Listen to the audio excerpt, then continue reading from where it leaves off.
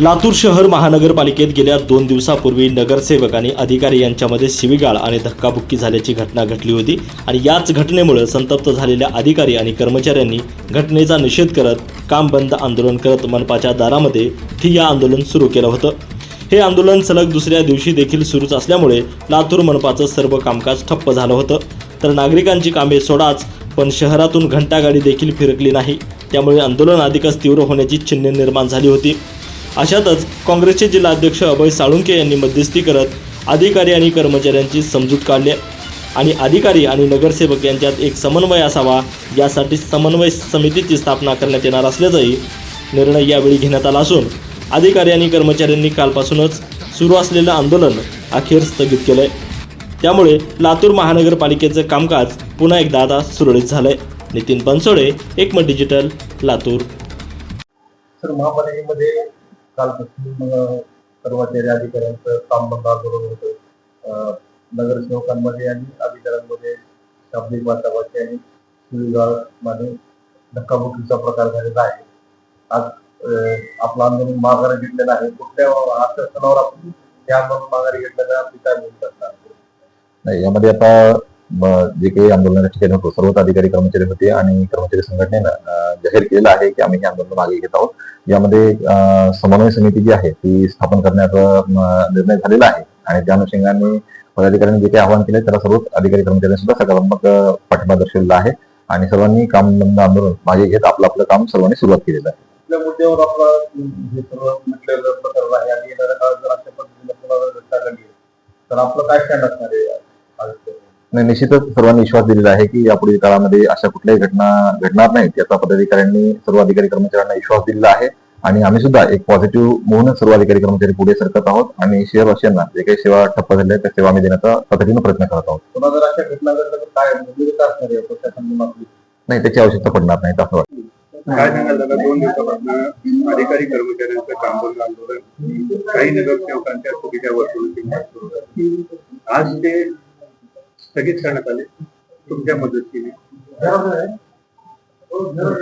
काय?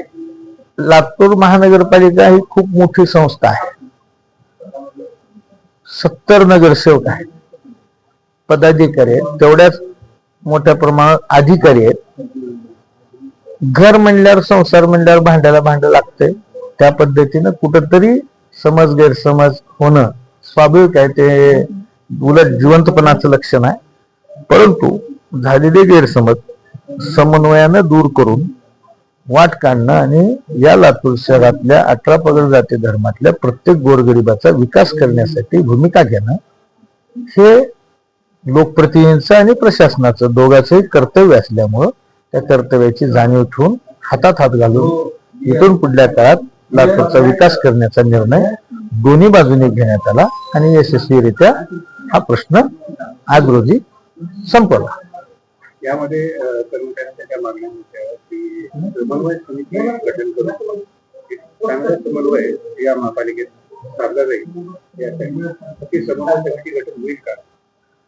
नाही, वेगळी अशी समन्वय समिती हे करावं असं गरजेचं नाही, कारण महापौर, आयुक्त, उपमहापौर, उपायुक्त, स्टँडिंग कमिटी सभापती हे पदाधिकारी आणि अधिकारी यांचा नित्य नियमानं रोजचा समन्वय आहे आणि ते अधिक प्रकर्षानं व अधिकाऱ्याला आलेल्या आणि नगरसेवकाला आलेल्या दोघांनाही आलेल्या अडचणी बाबतीत जागरूक राहून त्या त्यावेळी त्या अडचणीचं निराकरण करण्याचं काम करतील। त्याच्यामुळे वेगळी अशी काही समिती वगैरे गठीत करावं असं काही समयोचित नाही। या आंदोलनामध्ये अधिकारी कर्मचाऱ्यांचं समाधान झाले? हो, ते समाधान झाल्यानंतरच आंदोलन स्थगित झालं ना। काँग्रेस पक्षाकडनं त्याच पक्षाच्या पदाधिकाऱ्यांना वाचून दाखवण्याचा कार्यक्रम गठन काय शहराध्यक्ष समितीची बैठक घेऊ आणि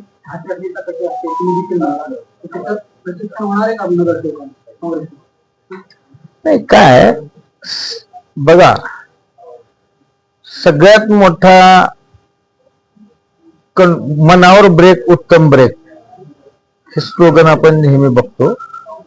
प्रत्येकानं संयमानं आपापल्या जबाबदारीचं भान ओळखून काम करणं हे शहराच्या हिताचं आहे।